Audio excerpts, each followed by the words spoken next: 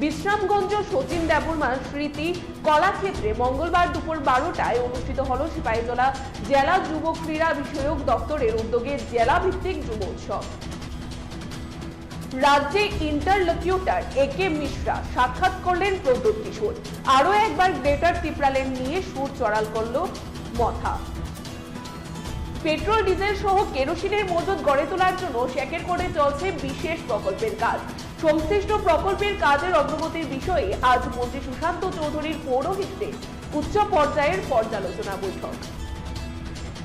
প্রধানমন্ত্রী আবাস যোজনার ঘর পাওয়ার দাবিতে পঞ্চায়েত ঘেরাও এবং ডেপুটেশন প্রদান করে চা বাগানের শ্রমিকরা।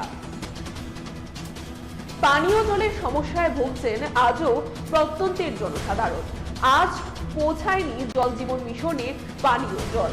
ঘটনা মান্দায় আরডি ব্লকের অন্তর্গত দক্ষিণ রামচন্দ্রনগর পাত্রাই সেনাপতি এলাকায়।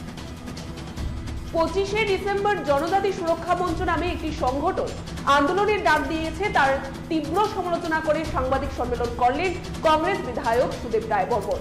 লোকসভায় এথিক্স কমিটি যদি মহুয়া মিত্রকে বাদ দিতে পারে, তাহলে ত্রিপুরা বিধানসভার এথিক্স কমিটি এখনো কেন যাদবলাল ইস্যুতে চুপ কেন? প্রশ্ন বিধায়ক সুদীপ রায় বর্মনের। ত্রিপুরা রাজ্যে নারিকেল চাষকে আরো জনপ্রিয় করে তোলার লক্ষ্যে মঙ্গলবার নাগিছড়া এলাকায় উদ্যান এবং বাকি সব ফসল গবেষণা কেন্দ্রে এক কর্মশালার আয়োজন করা হয়।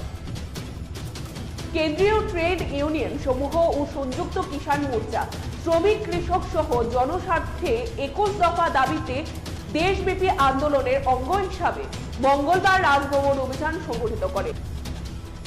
অগ্নিকাণ্ডে বিধ্বস্ত বটতলা বাজার পরিদর্শনে বিরোধী দলনেতা অনিমেষ দেববর্মা। দুর্যোগ মোকাবেলা ফান্ড থেকে উপযুক্ত ক্ষতিপূরণের দাবি করলেন বিরোধী দলনেতা। সিপিআইএম এর উদ্যোগে ত্রিপুরা রাজ্যের বিভিন্ন জায়গায় ফ্রেডরিক অ্যাঙ্গেলসের 204তম জন্মবার্ষিকী যথাযোগ্য মর্যাদায় প্রতিপালিত হচ্ছে। মূল অনুষ্ঠানটি অনুষ্ঠিত হয় মেলার মাঠের সিপিআইএম সদর দপ্তরে।